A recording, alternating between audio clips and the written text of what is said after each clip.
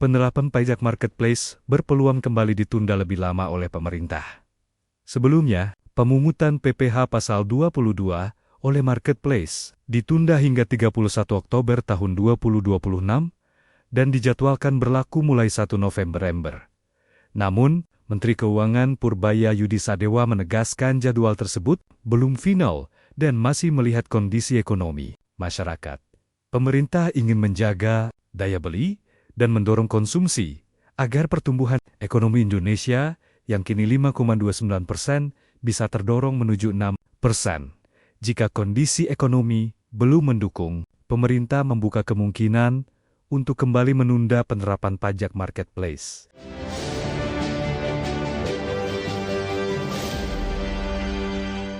Terima kasih untuk yang masih bergabung bersama dengan kami, dan di segmen ini kita akan coba lihat beberapa saham pilihan, dan kami ingatkan kembali Anda masih bisa berpartisipasi di WhatsApp interaktif seperti yang tertera di layar televisi Anda nantinya.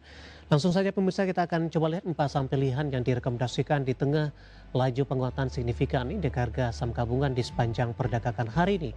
Dari perbankan big cap ada BBNI direkomendasikan buy, supportnya di 3.500, resisten hingga ke 37. Dua dari perbankan big cap, updatean terbaru di penutupan sesi kedua hari ini, lonjakan atau lanjutan penguatan di sesi kedua di penutupan, ditopang juga sampai beberapa saham perbankan yang ditarik ke atas di menit-menit terakhir jelang penutupan, Pak. Termasuk dari posisi beberapa saham ini, saya akan coba cek terlebih dahulu, Pak.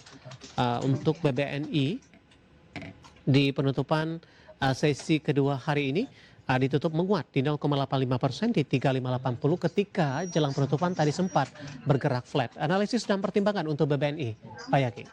Iya, BNI bisa masuk ya jika break di atas 3580, 36.600. Jadi bisa diperhatikan area 3580, 3600. Kalau kuat harusnya bisa entry buy BNI karena ada potensi penguatan lanjutan resist terdekat di area 3650 sampai 3720-an.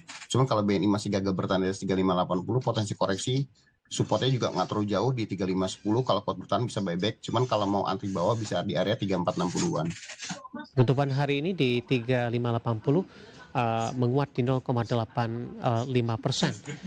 BBNI sudah mengalami koreksi yang cukup dalam, Pak, dan memperbaiki posisi intraday terendahnya di 3010-an. Saat ini sudah di 3580.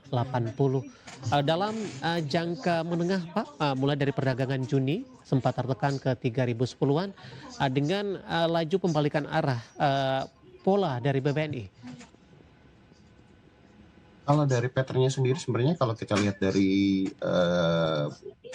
sekitar minggu kedua bulan Juli 2026 harusnya BNI udah di area support untuk mantul lagi ya. Karena memang kita lihat pergerakannya ini 3 kali di area support sejak 10 Juli 2026 dan central rebound dan MA20 atau middle Bollinger Band sebagai area confirm untuk dia lanjutkan bullish penguatannya sih. Jadi selama BNI bisa bertahan di atas 3580 which is itu WMA20-nya, saya malah lebih optimis untuk BNI lanjutkan penguatan ya dengan target terdekat itu di area 37 sampai 3720. Dan kalaupun masih berlanjut itu bisa balik sampai ke 38 dan 3980-an. Baik, penutupan hari ini pas di level 3580 menguat di 0,85%. Kita beralih ke saham pilihan yang kedua, Pak Yaki, masih dari perbankan big cap BMRI. Posisinya sama secara teknikal, ditarik ke atas di menit terakhir jelang penutupan. Akhirnya ditutup di zona hijau 4130 menguat tipis di 0,24%. Intraday terendah hari ini di 4080. Silakan Pak Yaki untuk BMRI. Ya, ini juga sama kayak BNI, cuman ini agak rentangnya agak jauh. Ini 9 Juni 2026 kalau dilihat itu support terendahnya itu di level 3650-an ya, 3630, 3650-an dan itu rebound. Jadi kalau kita lihat trennya itu supportnya itu ini persis seperti di area 9 Juni 2026. Jadi harusnya selama bertahan di atas area 4000 sampai 4050 sampai 4040 sampai 4070, Mandiri cenderung menarik untuk entry buy dengan potensi rebound resistance terdekat di 4190 sampai 4280. Dan kalau emang 4260, 4280-nya itu bisa break, ada potensi untuk BMRI tutup gap yang di hari sebelumnya di sekitar 23 Juli 2026 itu di area 4380. Jadi menarik untuk lihat pergerakan BMRI besok sih. Baik, penutupan hari ini di 4130 menguat di 0,24%. Di sepanjang dalam sepekan terakhir, Pak, BMRI sudah mengalami pelemahan yang cukup dalam. Hari ini sempat ke 4.080. Dari sisi support, Pak, ada potensi ke 3.900-an lagi tidak? Terendah mungkin kalau memang worst case-nya itu 3960, 3990 itu udah worst case sih. Kalau itu jebol itu bisa jauh sih ke 3780, 3790-an. Penutupan hari ini di 4130 menguat di 0,24%. Kita beralih ke saham pilihan yang ketiga, pemirsa. Dari retail ini ada ERA, juga direkomendasikan buy. Saya ulang kembali, 440, resistennya di 476 ini. Kita juga akan update posisi penutupan di sesi kedua hari ini. Posisi ERA seperti apa?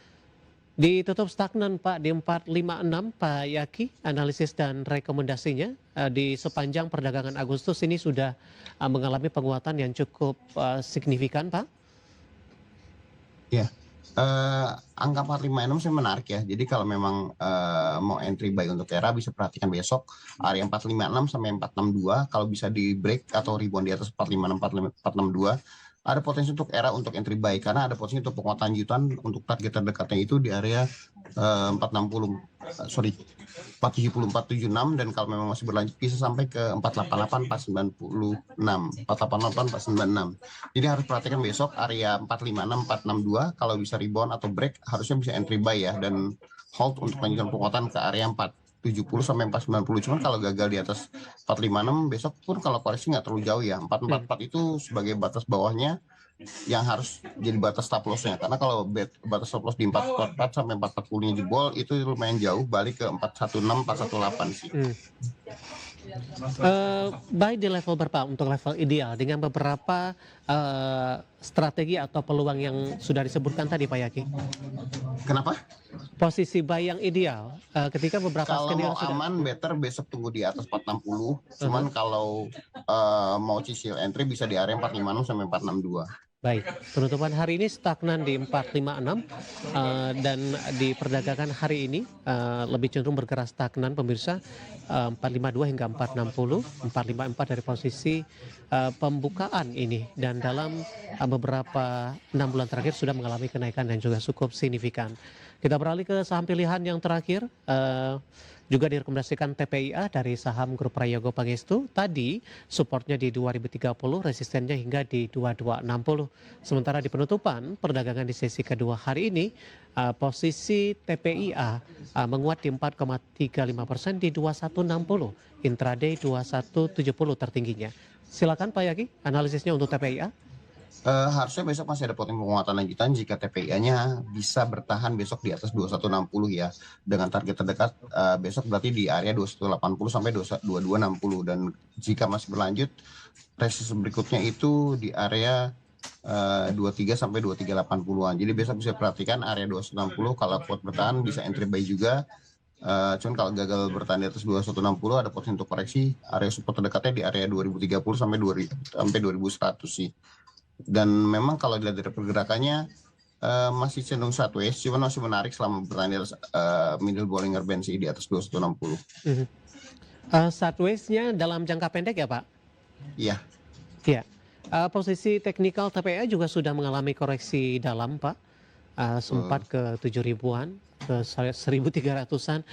Kemudian laju pergerakannya di sepanjang Juli dan Agustus tampaknya juga tidak kemana-mana ini. Bagaimana Anda melihat dari pola pergerakan dalam 3 bulan terakhir, Pak Yaki?